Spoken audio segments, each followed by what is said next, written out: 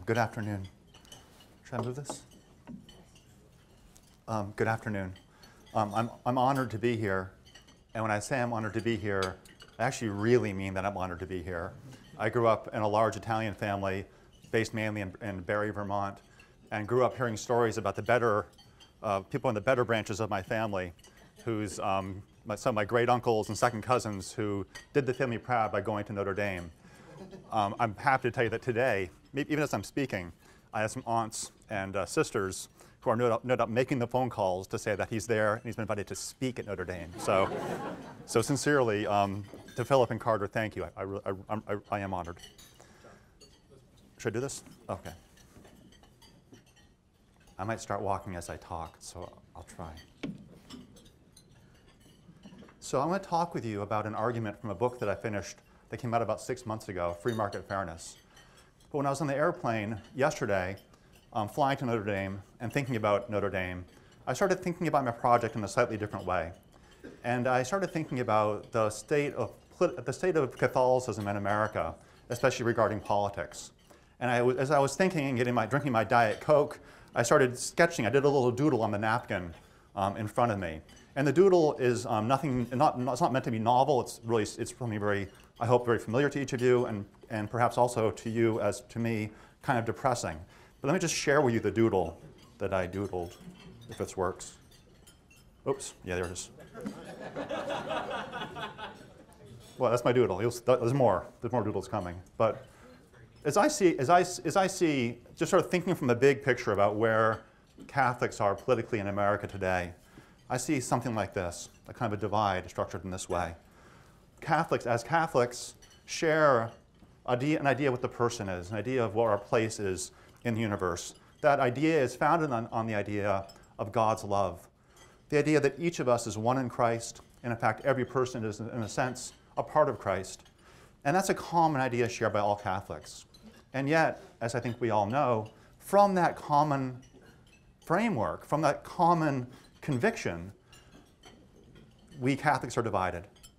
And the way I think of the divide, and it's familiar, I think, the divide between those who emphasize the social teachings of the church. And when I think about that basic idea about human dignity, they emphasize those parts of the commitment, those parts of those derivative requirements.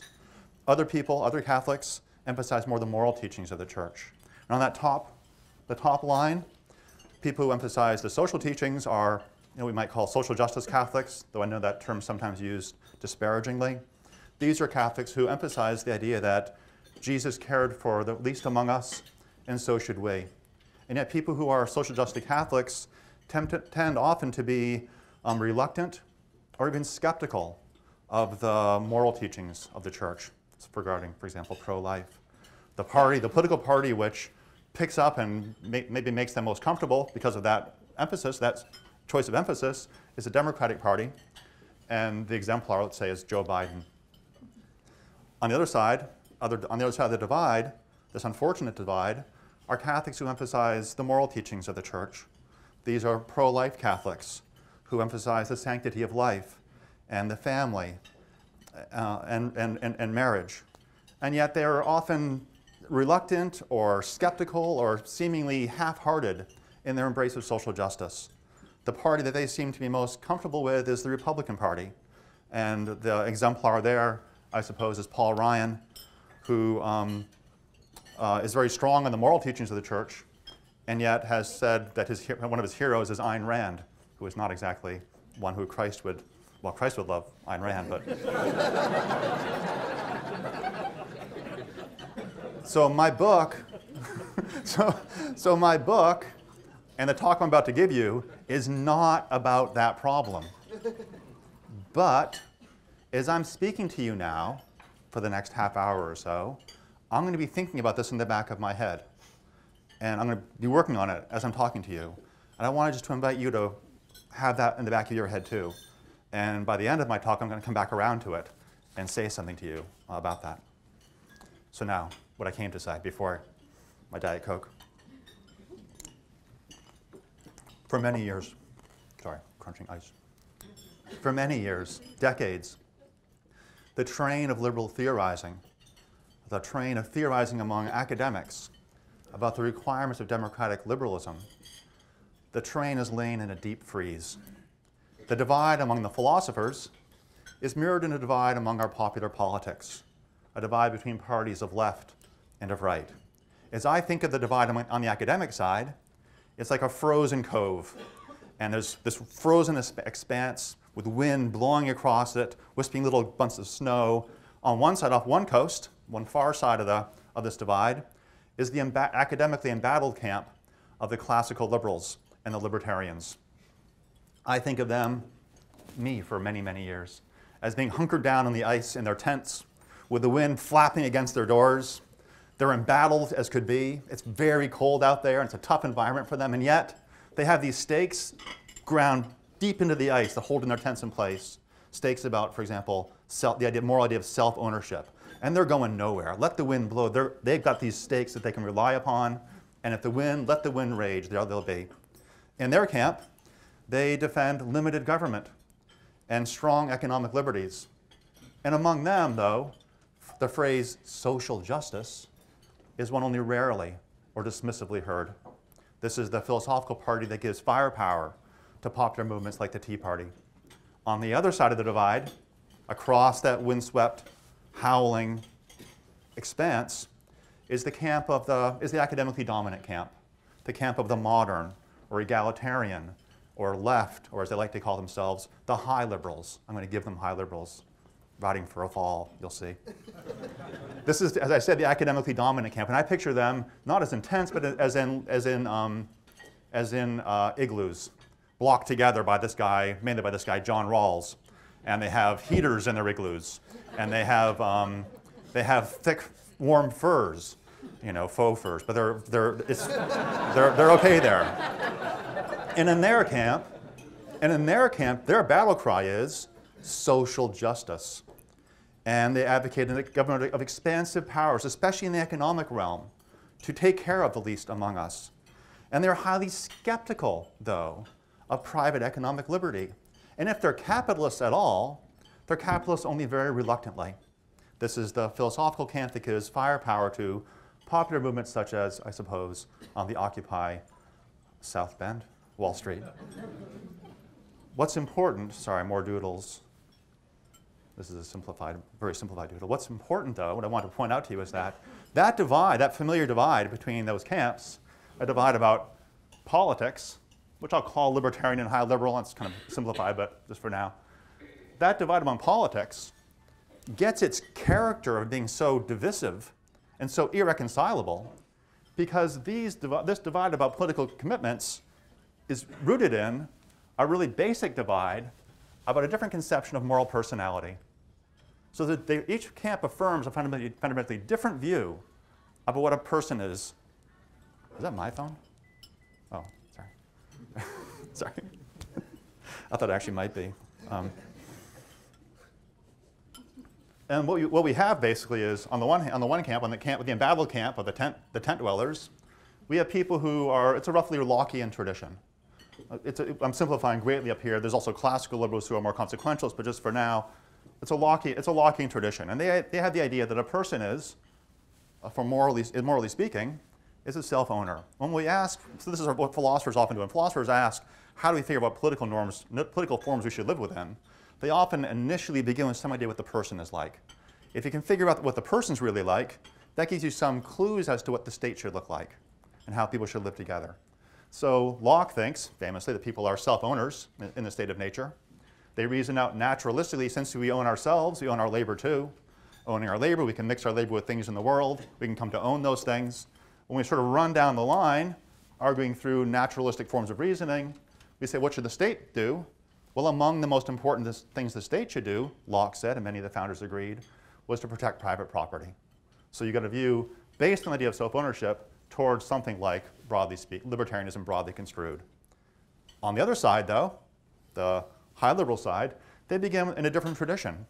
They said when we think about politics and think about what people are like for the purpose of political conversations, we should begin not with the idea of this person as a self-owner out in the state of nature, but with a more Rousseauian idea about the democratic citizen.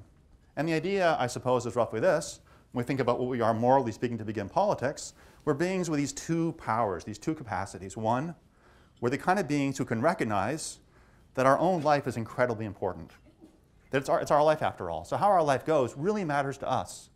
And yet these people also insist that we can also recognize, each of us, that just as our life is incredibly important, so the life of each of our fellow citizens is important too. And so what they try to do, starting from that complex, compacted idea, they try to figure out, well, if people are conceived that way, how should they live together? How can they figure out how to live together? And one of the things they think is that we have to reason constructively or deliberatively or publicly on terms that all can accept, since everyone's life is important, and then we together as a deliberative community come up with some set of political norms. If you reason that way, well, what do you get? You get a pretty quick run to something like social justice, something like the idea that if we're going to have a set of political institutions that are going to be coercively enforced on the society, they have to have a certain shape, a shape that guarantees that no class will be left behind. If some class is left behind, some group's left behind, we can't think that they have no reason to think we're actually respecting them, and they wouldn't agree to this thing. So they reason from that to there. The key bit of all that, quick sketch, is that because the political debate is rooted in a profound philosophical debate, that's why the sea between the two schools thickened and froze long ago. And I'll just tell you that when I was a graduate student and I started seeing this structure, I was really excited when I went to Oxford, thinking, wow, I'm finally going to talk to some really great philosophers, and we're going to figure out what's best here. I had this idea that philosophers would actually work out seriously, which of these, let's solve the problem, then we know which way to go. But I soon discovered, probably unsurprisingly to most of you, that philosophical disputes about these questions are almost always infected by the participants' awareness that the structures go this way. And again, I realized in key moments in my conversations with my professors that I or they would be wheeling in worries that if one side loses here, they're going to lose here too. And that, I think, really messed up these debates. So it's a grim state of affairs, it seems to me, in the academy, and to some degree, as I said, in our society as well. There seems to be no middle ground between these two schools, economic liberty or social justice, capitalism or democracy, the Tea Party or Occupy, Locke or Rousseau, Hayek or Rawls. One side or the other, everybody's got to choose. I don't like it. I don't like it. And I'm going to say something that's going to sound very strange to you, especially, but I'm going to say it anyway. Trust me, please. I'm going to trust you to not be too harsh, but I bring you good news. And my students, I'm going to tell you this, sorry. My students call it the gospel according to John. I hasten to emphasize, these are Brown students, so I'm not sure they know who John, but more important, much more important, I'm not the only disciple of seeking to propagate a new creed. There's a group of us, a small but I think growing group, who are thinking about, is there a way through this? Is there a way to get past this old familiar deadlock?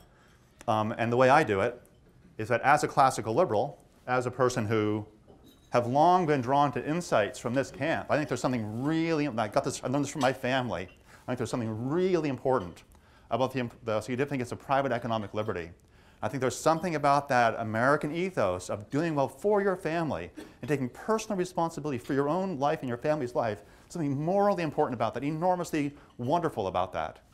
And yet, I also think there's something really important about this too. And personally, I like this, when I sort of clear my philosophical head and I'm just honest about how I actually think about these things without worrying about where I'm supposedly going to be dragged to, I think this is a more attractive conception of moral personality. I think this is a better place to start politics. There's a reason why my naive 18-year-old Brown students all love this stuff. And it's not just because they all want to be Democrats or comfortably, it's because they actually think about it. I think they find this a morally attractive idea. I find it morally attractive too. So what I've done is I sort of bucked up, or grown up, I suppose, in my case. Having some insights up here, I built a little icebreaker, and I chug across, breaking the ice to the other side, and I affirm the democratic conception of the citizen. And when I get there, though, I now try to invite my fellow democratic theorists to engage in serious conversations together with broader parameters, seriously talking together about what would it mean to construct a society in which citizens respect each other as free and equal responsible authors of their own lives. And among the questions I ask are these. First, and I ask them in a peaceful way among my fellow Rousseauians, let's say. Is deliberative democracy really a vehicle that can only make left turns? It'd be kind of weird, right? Why would this vehicle, which is supposed to be deliberative, always turn out to turn to the left? Does that have to be? Is that built into the structure of the mechanic? Show me why that is as an engineering. I'll come back to that. More important and more precisely, I ask, do we really best respect our fellow citizens as responsible authors of their own lives by seeking to use the state to limit their economic liberties? Is that really how we best respect our fellow citizens? I develop a new account of social justice that I call free market fairness. And free market fairness seeks to combine the uncombinables, democracy and capitalism, Rawls and Hayek, Occupy and Tea Party, fairness and free markets. Okay, sounds easy. Well, sounds nice anyway. How do you do it? Well, this is how I do it. There's an idea of justice that I find very attractive called justice as fairness. Oops. Oh, sorry. This is the final sketch. So I start up here with this stuff, economic liberty. I chug down here. I affirm this. So now we're on common ground. I reason deliberatively, just like my new friends would reason. When we reason, though, I think we have to find a way to combine, to acknowledge the importance of private economic liberty as among the most essential domains of freedom and self-expression, and also be committed firmly and explicitly and honestly to the idea that in a just society, no one's left behind. We have to be sure we honor that idea too. So that's what I'm after. And I tried to call the school neoclassical liberal, which I know is a really ugly name, and it suggests neocons, which I was worried about that. But there's been a website, some of you may have seen a blog called Bleeding Heart Libertarians. I started the week after my book came out. That seems to be the label that's taken over, Bleeding Heart Libertarians. I can't stop it, but I don't know. There it is. Sorry, how do you get the argument? How do you get to this possibility? Well, I argue through a conception of social justice that people call justice as fairness. And here's the formulation. We should regard as the most desired order of society, the one we would choose if we knew that our initial position in it would be determined purely by chance, such as our fact of our being born into a particular family. So if you want to know what social justice requires on this approach, we imagine ourselves working behind a kind of a veil that would make us ignorant about particular things about ourselves, whether we would actually be rich or poor, have a high IQ or a low IQ, an ambitious family, a less ambitious family, whatever it might be. And reasoning behind that veil of ignorance, we would choose principles that would reflect our commitment to treat each other as free and equal self-governing authors of our own lives. You can turn it off if you want. Oh, okay. Oh, okay. Sorry, I don't need to. Sorry, forgive me. Or, oh, is it here? Really? That's why I thought it was mine. That's hilarious. I really appreciate your coming here to do that. You could have just cut up a low profile, so I appreciate that. I would have. I'm joking.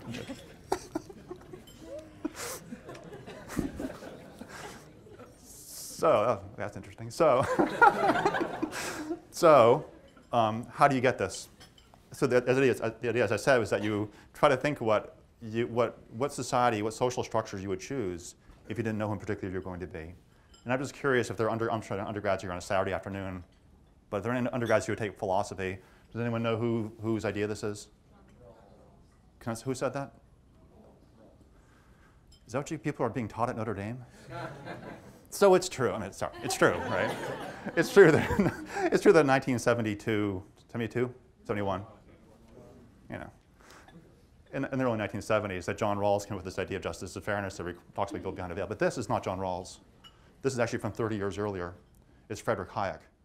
And Frederick Hayek, the great critic of Rawls, says that he began thinking about justice this way because of a personal experience. In 1940, when he was in London, and the bombing was going on, in the early 40s, and the bombing was going on, he started realizing he might be killed.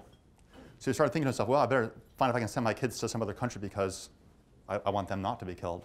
Then he started realizing, you know what, in fact, it's highly likely he came to it was highly likely he was going to be killed. And he realized that, in fact, that means that wherever his kids go, they wouldn't even have the advantages, such as they are, of being the sons and daughters of a famous economist. He wasn't famous yet, and he had no reason to think he would be, but anyway, let that be. But he came to think that, in fact, they could be anyone at all in the society. And Hayek reports that he began thinking to himself, well, that might be a general way to think about justice. That might be a general way to sort of find principles of justice that would tell us which social world would be the best one or the most just one.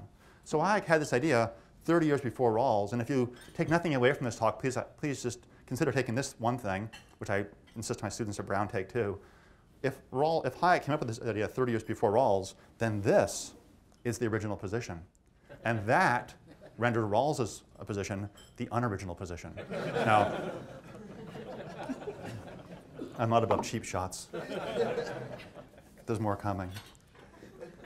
So what do we do with that? What if we reason the way Hayek and the Hayekian Rawlsian way?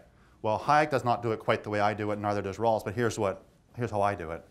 I think to get that thing that I'm after and to genuinely honor the idea that citizens living together should find institutions that respect one another, respect them as authors of their own lives, requiring both that they respect their economic liberties and also requiring that they affirm social justice. Well, you need two things.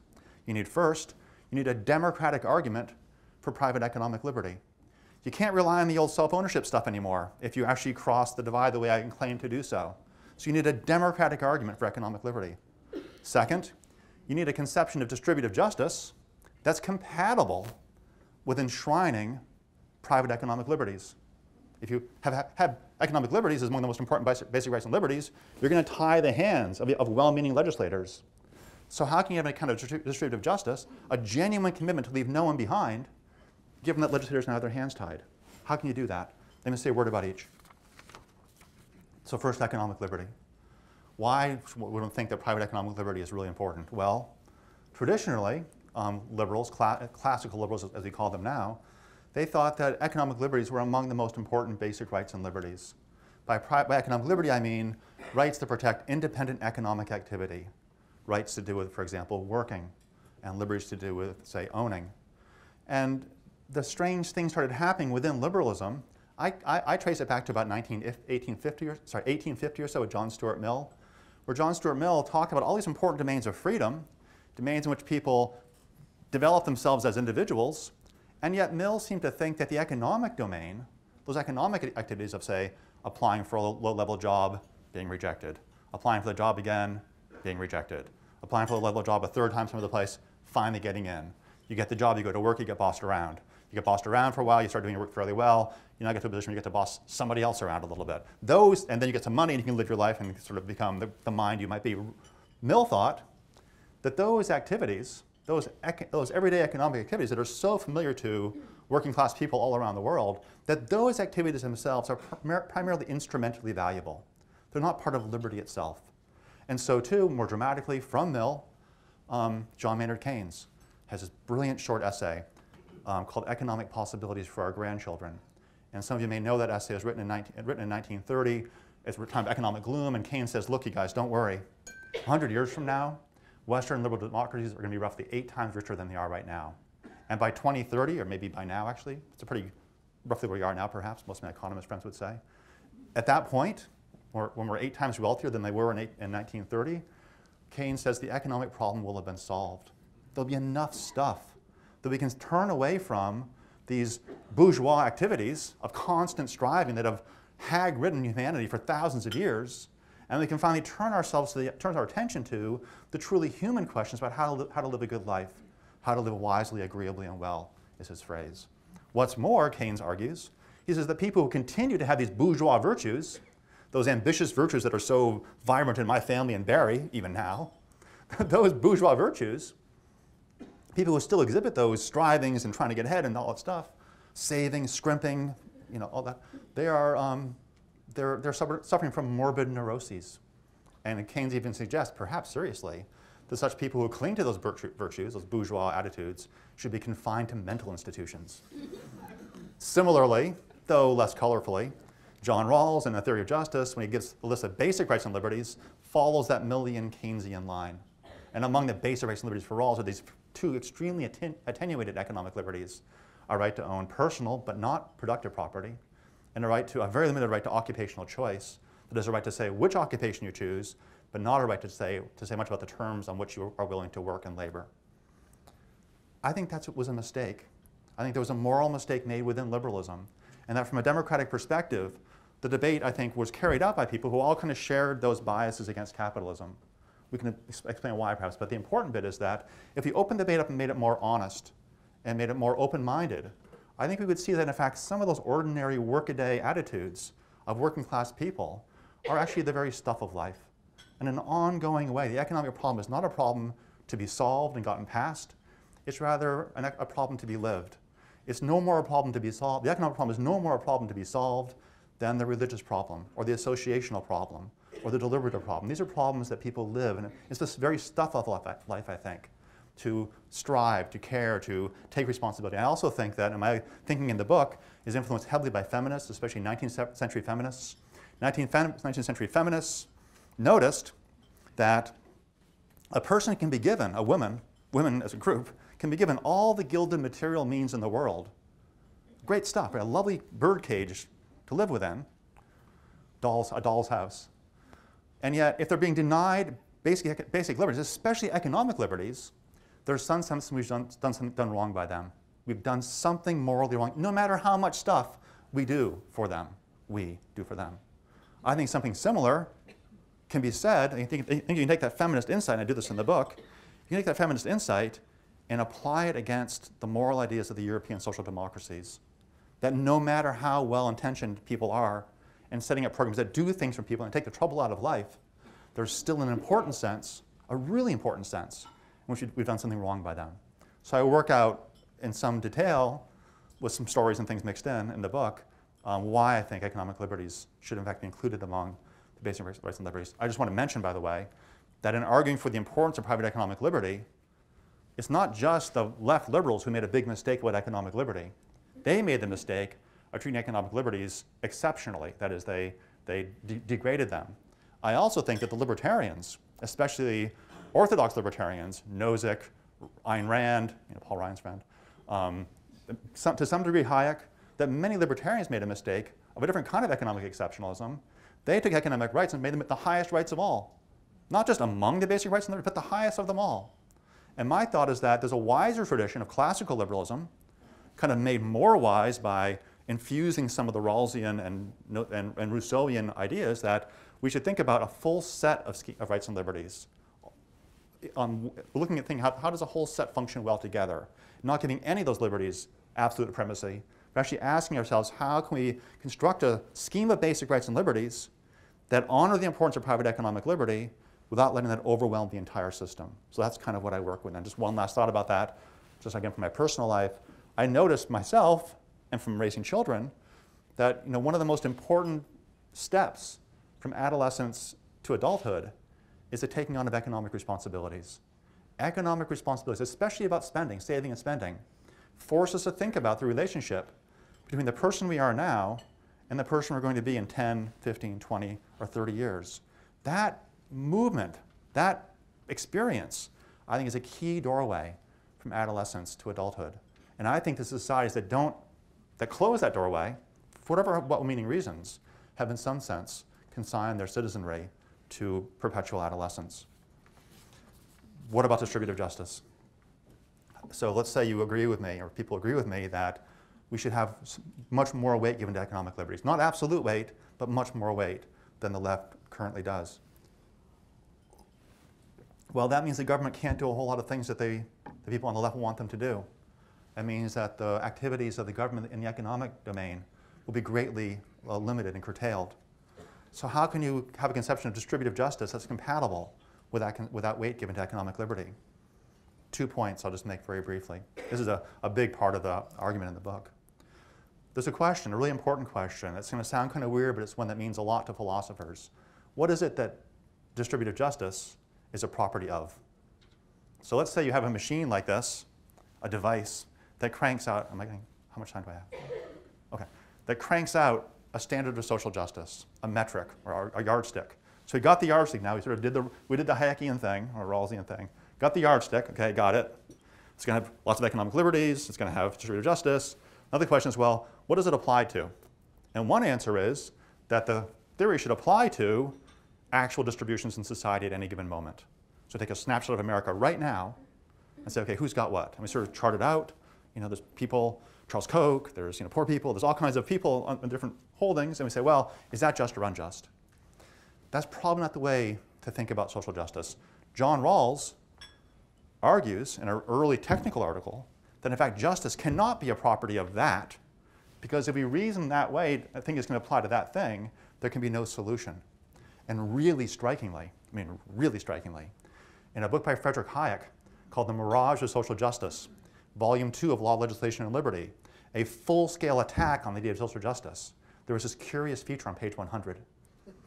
On page 100, at the very last page of the most devastating chapter attacking social justice, Hayek says, but please don't misunderstand. Everything I say is compatible with Rawls's view. And then he says almost nothing else except for a footnote. And the footnote refers to this really technical article of John Rawls' technical early article. The key bit, though, is that justice, Hayek says, and Rawls argued in that technical article, applies, when we have that yardstick, not to distributions at any given moment. Rather, it's a property of whole sets of social institutions viewed over time. So what's just or unjust is not, technically speaking, the holdings we have, but rather the tendency of the operation of whole sets of social economic systems over time, say from one generation to the next. So we have to ask, when we start applying the question, we're asking, well, what whole set of institutions through time might tend to satisfy whatever the standard says? What should the standard say? Very briefly, but really importantly, what's fairness? What's fairness in distribution? There's lots of different models of fairness in distribution. One says something like this, that is, consider two societies, one where the holdings are roughly like this, or the institutions tend to generate holdings roughly like this. The others generate holdings roughly like this. Pretty equal, pretty unequal. What's more, let's add, some of these people up here on the top, and the rich people in the unequal society, got that stuff because they came from advantaged families. Or maybe they just flat out inherited it. So you've got a pretty equal society and a pretty unequal society. Which society is more just? Which society is more fair? Well, you might think, walking into your freshman philosophy class at Brown or Notre Dame, that this one obviously is. After all, it's more equal. And maybe a just society is an equal society. But check this out. I think what I just said a minute ago, we have to ask if a whole institution's through time. What if a society which focuses a lot of attention on who's got what and how equal we are does not grow very much? Compared at least to a society which is very enthusiastic about economic liberty and encourages individual entrepreneurs, encourages people to unleash their own talents, to use their local information, to pursue products known only to themselves. And that society, say, tends to grow more. And let's even add, to make it more interesting, that as it grows more, it also gets more unequal. Inequality increases in the society. And those same kind of people up there inheriting the money from people. Now which society is more just? You might say, well, as before, this one clearly is, right? But the kicker is, watch my thumbs. What's going on? I think social justice requires to be focused on the poor. We have to ask questions not about equality, but about the poor, especially the poorest working class. And we have to ask, well, which system will do best by them? And then I'll add this before I move back to before I close. What I think's happened, in a free market fairness, I will work out that account and explain why I think the market democratic account, which focuses on the poor, especially their material holdings, is the morally attractive version. And this is what I think's happened, big picture. There was this idea that some really brave people worked out in the last century, an idea of social justice. They changed liberalism by saying that our commitment to equality needs to include a concern for positive freedom. And they did this really wonderful thing of working out that idea. Alas, for reasons that you could probably diagnose, the group of people doing that shared some ideological biases, aristocratic biases, actually, in the case of Mill and Keynes, maybe Rawls too. Certain aristocratic biases that made them not see the importance of private economic liberty. They'd minimize the importance of those workaday things that working class people are so familiar to working class people. And so what we actually got from the last century, though we didn't notice it, we weren't told it, I wasn't told it until, well, you probably still are being told this. What you got was not social justice, but a whole bunch of theories of social justice, and I mean every single one that I know of, except perhaps mine. Every single one, literally, I mean every single one that I know of, maybe some Catholic, but for now, are social democratic. And what I'm interested in is the possibility that, in fact, if we enrich this way of reasoning with concerns for private economic liberty, there's the possibility of a certain kind of undiscovered country, a whole range of new conceptions of social justice that are market democratic, that are committed to the importance of private economic liberty while rejecting the libertarian idea that those rights trump everything else. And they're committed to those private economic liberties while also being completely committed to the idea that in a just society, no group should be left behind, that we do live together and we must care for each other as a matter of justice. So I added to the napkin as I landed in South Bend. I don't know about this, and I literally added it to a napkin, so take it easy on me.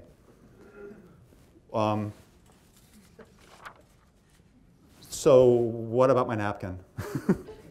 Now, I think the divide that I was talking about before, that is similar to all of you, between pro-life and social justice Catholics, the divide between those who focus more on the moral teachings of the church and then those who focus on the social teachings of the church, is a really deep divide. And I don't mean to in any way trivialize how deep the causes of that divide are. I think that the causes of that divide are often a divide within people's hearts, divide within the hearts of Catholics. And that's a really difficult and very painful fact, it seems to me. But I also think that that divide within the hearts of Catholics about these issues and these teachings of the church have been exacerbated because of the divide within our politics. I think because we're having tossed up and confronted with political parties that are dichotomous in their offerings, that's forced Catholics to break up to that worry in their hearts to pull them even farther apart. And insofar as that divide among Catholics has been exacerbated by the political divide, I think the project of my book gives some reason for hope. And so maybe there's a way to, if the Republicans would clean up their act, and I would say grow up, and actually start talking about social justice in a sincere, explicit, and open way, in a way that's actually open to the possibilities that some of their cherished political programs are wrong, if they are wrong, but because they actually are committed to social justice first, then we might have more interesting conversations together as a community and as a nation. And for Catholics, starting with human dignity, maybe we could find a way to take both doctrinal emphases seriously and embrace them together, perhaps. Perhaps there's a politics that could be pro-life, but also profoundly committed to social justice. Maybe we call it, I don't know, this is a dumb name, but bleeding heart libertarianism. And Paul Ryan, maybe if Paul Ryan would focus less on Ayn Rand and more on John, and I don't mean me, or I don't mean just me, I mean, in fact, sorry, I really mean the one who Jesus loved. Thank you.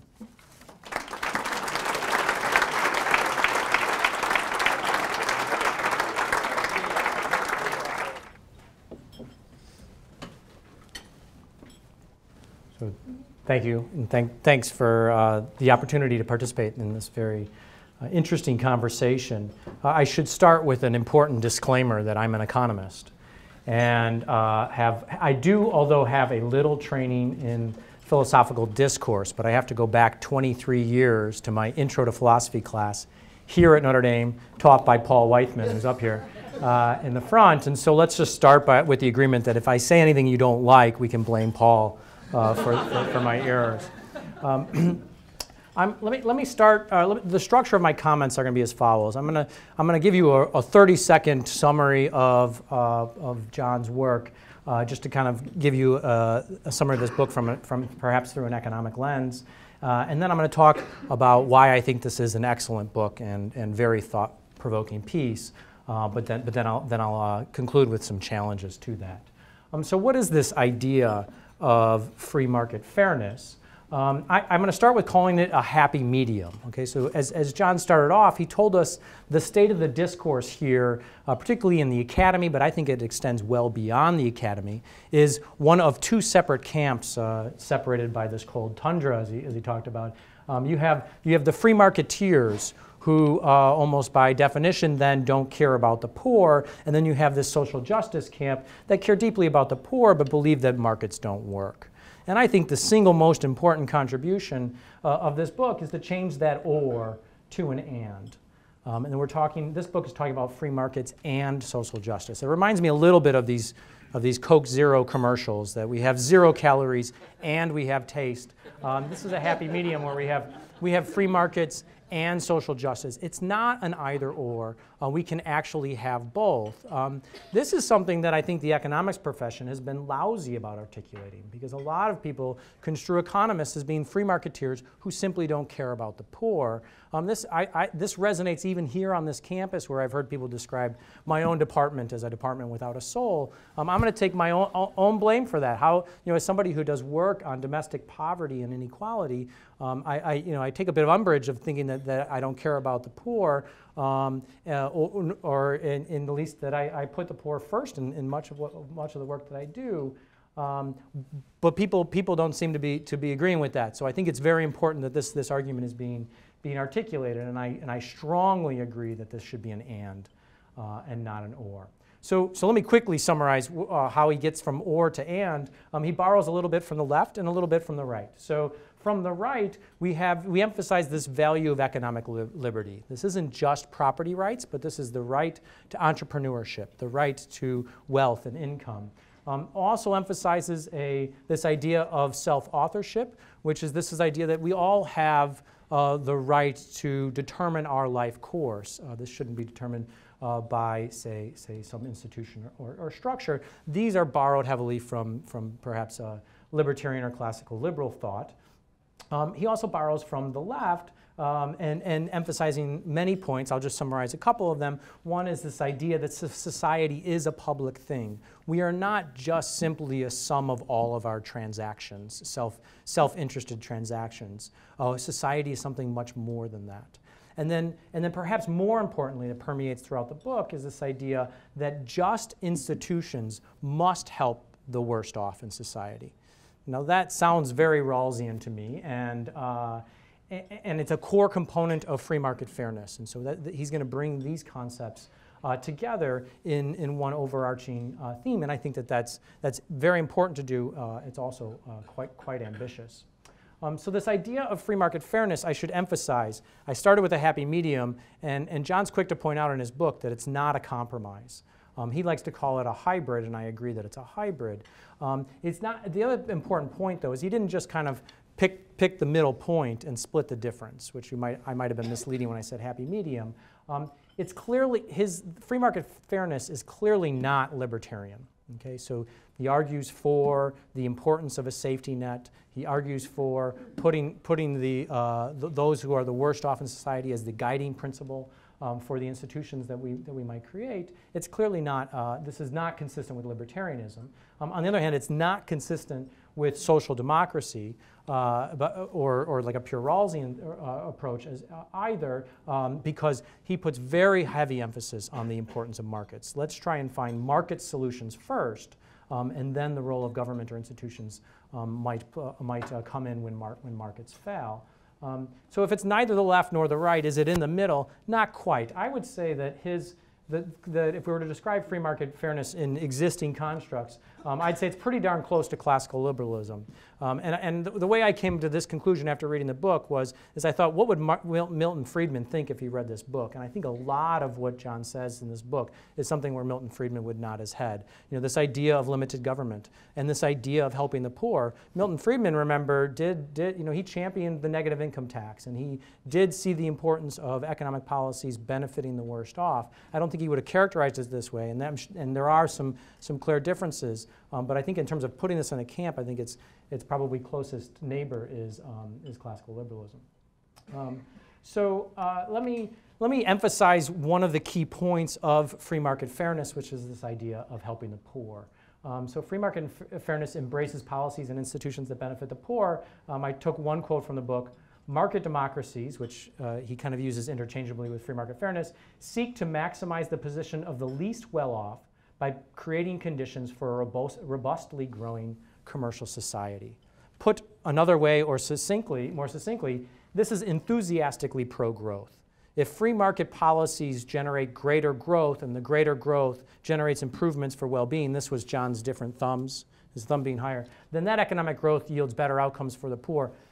That sounds like some just theory to me. So to this conclusion, I say bravo, and I'm going to add something that's missing from the book, which is a little empirical evidence to perhaps support this, instead of just taking on faith that growth is going to be unambiguously a good thing here. So to emphasize this point, hopefully most of you can see this, I present to you one of the poorest countries in the world, Chad, in Central Africa, a landlocked country, where GDP per person is $1,600 a year. Infant mortality is amongst the highest in the world. Life expectancy well below the developed world. Only 40% of its citizens finish primary school. Okay?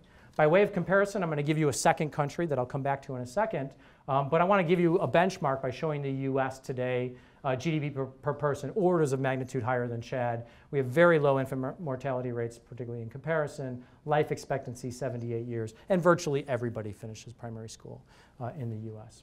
So my question is, what country is this in the middle? Any guesses what the country is? US in 1850. So what has happened in the last 159 years? Well, what's happened is tremendous economic growth. And it's hard to dismiss the importance of that growth in terms of improving the well-being of society, in terms of bringing the thumbs, the people at the bottom in this society, above what the counterfactual of what would have happened if we had institutions that prevented such growth. I'm going to take this a step further, because some might argue, okay, we've got enough growth now, or maybe we had a lot of growth, but we could have sacrificed a little bit. Do we really need all of that growth? So let me do the following thought experiment. Here are the numbers in the US. We started in 1850 at 2,700. We're at 46,000 today. That's, in real terms, over that time frame, about 1.8% growth per year of real growth. How about we just sacrifice a little bit of it, maybe for the benefit of some other group? 0.3 of a percentage point, maybe. Let's sacrifice that. So what would happen if we compromised to, say, 1.5% per annum growth? Well, if you go back to start at 2,700 and take 1.5% growth every year, you get to GDP today per capita of 28, a little over, or close to 29,000. What that means is we would take society today and put it back into the 1970s. Okay, and that's a tough pill to tell the middle class today, who would then be pushed back into poverty, to say, I'm willing to sacrifice some growth, for some other purpose, but that means that you're going to have to remain poor. We're going to push you back 30 years. So I think the argument for growth is very strong, and John, the key contribution here is John helps us articulate that this is something that should be tied to justice. Now, this isn't the first time economists or other academic has argued for the importance of growth, and we've been pushed back a lot. How do we know that the rising tide lifts all boats? How do we know that this is helping the poor? Well, there's a lot of data to show us that the poor have benefited tremendously from this. Growth, I would argue, in terms of summarizing that data, is perhaps the single most effective long-run anti-poverty program that one could implement. Okay, and this is particularly true for developing countries, but it's also true for the US, and I'm going to quickly show you some data to support this. This is poverty rates over the last 30 years in China and India. Okay, poverty rates 1981 in China, 65%, and this is poverty, by the way, defined as a little over $1 a day. Okay, 65% in 1981. In 2001, we're at 17%. That's just an unprecedented decline in poverty that's associated with opening their markets and having more pro-growth policies. India, not quite as noticeable, but also unprecedented compared to what we've seen in developed countries, declining from 53% to about 35%. We're talking about hundreds of millions of families seeing their economic circumstances improve because of growth in their societies. That sounds like something related to justice and putting the poor first, and I think that's fundamental to the arguments that John makes. Let me now turn to the U.S., and I could show you also that how the well-being at the bottom of the distribution has improved significantly in the U.S. as well. This is precisely the research that I do. I'm just going to pull a few pieces of evidence that show you that the material circumstances at the bottom in the U.S. have improved considerably, just even in the last 30 years, when real GDP per capita in the U.S. has doubled. So just in the last 30 years, the size of the residents, the people in the bottom 20% of the income distribution, has increased noticeably. Whether or not the home has air conditioning has increased noticeably. Whether or not the family owns a car has increased noticeably. In my research, I have about 20 to 30 of these things, and they all point in the same direction. The story is pretty clear that we have seen tremendous economic growth here in the U.S., and the bottom has benefited from this. Now, I'm not going to say that it's benefited as much as the top. The top has clearly benefited more, but you can't say that the bottom has been left behind. And in John's thumbs analogy, he does show that the high part of the distribution is rising as well, and maybe even rising more. But the point is that the bottom of the distribution is benefiting tremendously from these policies. Now, there are probably some of you out there that said, whose big idea was it to get an economist to comment on free market fairness? We might as well just get a cheerleader over here. So let me now move towards challenging this theory a little bit. And really where I think the challenges arise is when we try to move this provocative theory into practice. What does this mean in terms of policies that we would implement? And what are the challenges that we confront along those lines? So let me ask a couple of questions. First, I'm going to put up a point that I had up earlier. I said growth is perhaps the single most effective long-run anti-poverty solution.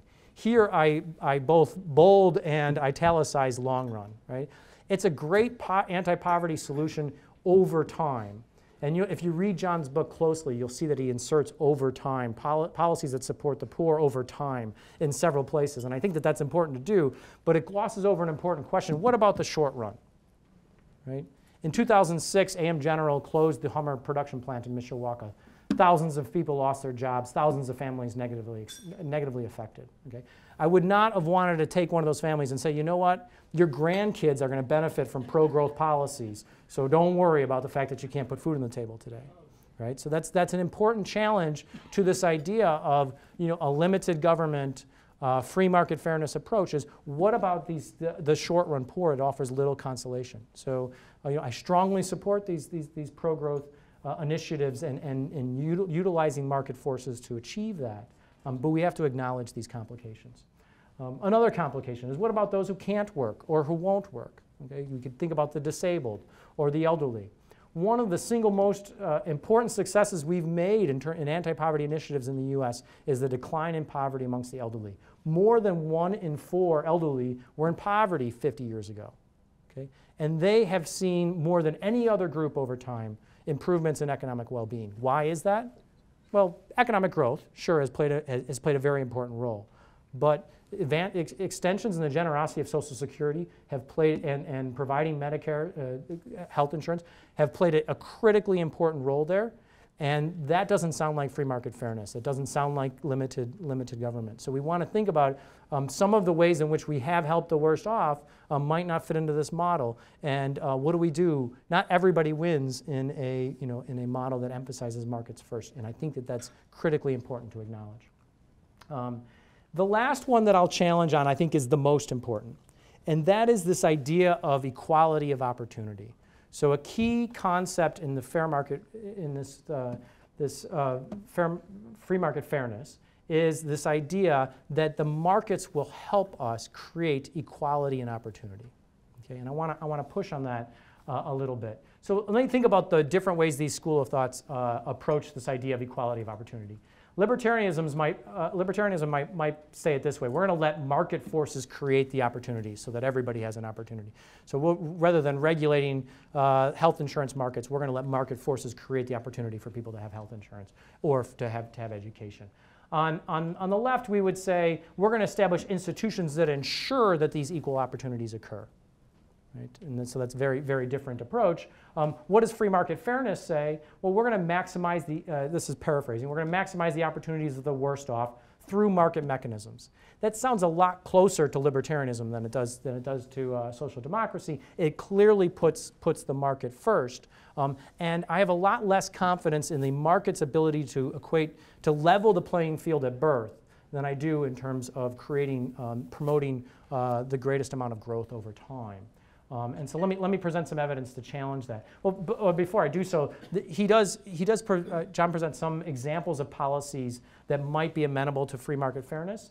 Policies like anti-discrimination laws, vouchers instead of public education, a small health insurance safety net, tax incentives to purchase health insurance, et cetera. So these are the kinds of policies that one might implement in a free market fairness model in the real world. And my reaction to that is that's not going to be enough. And the reason I don't think that that's going to be enough is because of the state of inequality and opportunity that we have in the US today. The playing field is not level, and let me give you some evidence.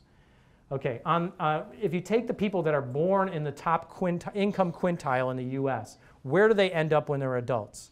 If you're born in the top income quintile, 39% end up in the top income quintile. Only 9% end up in the bottom income quintile. Do that same thing if you're born in the bottom income quintile, so the bottom 20% of the population. If you're born into a family like that, there's a 6% chance you'll make it into the top quintile. There's a 40% chance you're going to stay in the bottom income quintile. Okay? The correlation between a father's earnings and a son's earnings are higher in the US than in much of the industrialized world. This idea of the American dream isn't as easy as it seems. One of the best ways to predict success in the US is that your parents were successful. And that doesn't sound to me like equality of opportunity. And I think that if we dig deeper, the evidence gets even worse on equality of opportunity. So it's not something that we can correct with anti-discrimination laws. The inequality of opportunity isn't because somebody discriminated against me when I tried to get a job. The reason I know that is because the inequality, we have research that shows the inequality of lifetime earnings is half of it is determined by age 18. Before you ever even enter the labor market, your life outcomes have already been, half of your life outcomes have already been determined. So you can't implement policies after you enter the labor market to try and correct that. And we can go even earlier in time. It turns out that much of the differences that we see at 18 are explained by differences that we see in kids when they're 5.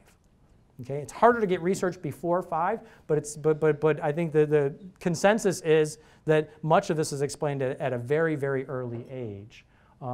It's hard to reconcile that with this notion of being able to obtain a fair equality of opportunity. My main point here, I endorse it strongly in terms of an ideal, is that it's going to be really hard to achieve by just stepping back and let free market forces achieve this. And I think it's going to take a lot of initiative.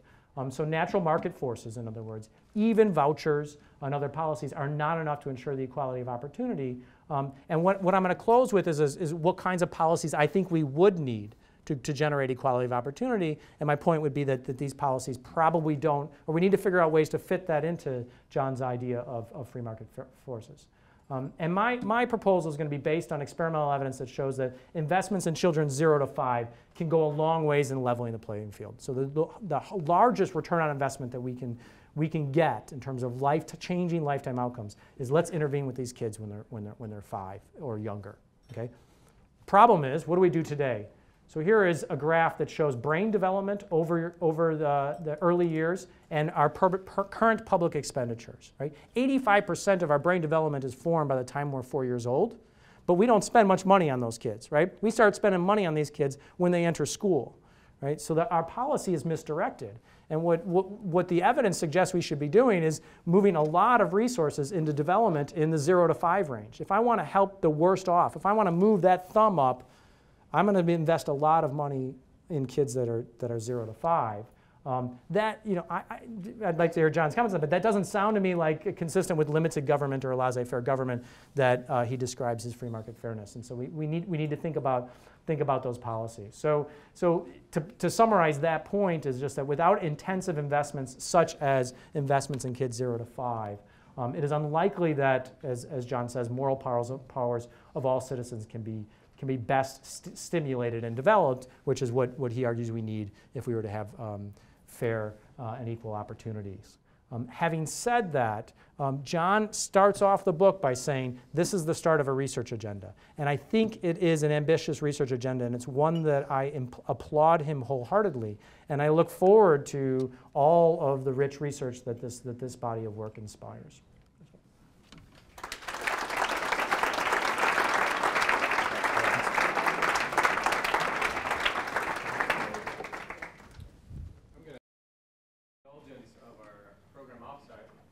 Organizers, can we have a few more minutes? Is that okay? We'll do it. They're saying 3, so we'll take 5. We don't have enough time for questions, but I do want to give Professor Tomasi just a few minutes, 3 or 5, to offer his quick responses. And the next session is supposed to start at 1:30. Maybe we'll push that back just a few minutes as well. So those are fantastic comments, and I think the criticisms at the end are really important. And just to say, we're on the view that I'm talking about, free market fairness, it's committed to they go. And the commitment that I'm describing is a moral commitment both to private economic liberty and to the material betterment of the poor. And if policies of the sort that Jim described could effectively reduce the growing, could increase class mobility in America to a level in which it would be more just than it has been in the last 20 or 30 years, then I'm for those policies. The key that I want to emphasize, though, is that, and this is the bit that Ross Perot would call the beauty part, the way libertarians and classical liberals justify economic liberties, it makes it much harder for them to say what I just said than it does for me. Because I say economic liberties are defined, and we carve out and give them weight, we assign them weight, on the basis of a particular functional feature. That is, are they necessary for people's developing a responsible self-authorship? So, for example, pre-tax income. It seems to me implausible to say that as a condition of one's self-authorship, one has an absolute right to one's pre-tax income, all of it. I think, especially at the higher income levels and the higher levels of ownership, it's harder to make out the claim that keeping all that stuff for yourself is a condition of your self-authorship. So I'm open to the possibility, as following the requirements of self-authorship, for fairly substantial pools of money being available publicly for programs that at least go off. We can't, though, enact those programs in ways that violate the economic liberties of our fellow citizens. Nor should we try to aim for a society in which increasingly large numbers of people are dependent upon governmental agencies. A just society is a society committed to getting all our citizens working for themselves, providing for themselves. The measure of a just society is how effective we are in getting people toward jobs where they can support their own families, where they can be examples for their children. That's what a just society is like. It is not, the measure is not the generosity of our welfare programs. So I love the criticisms. The brain development one I kind of worry about, I think that was biological more than cultural, but we can talk. But thank you.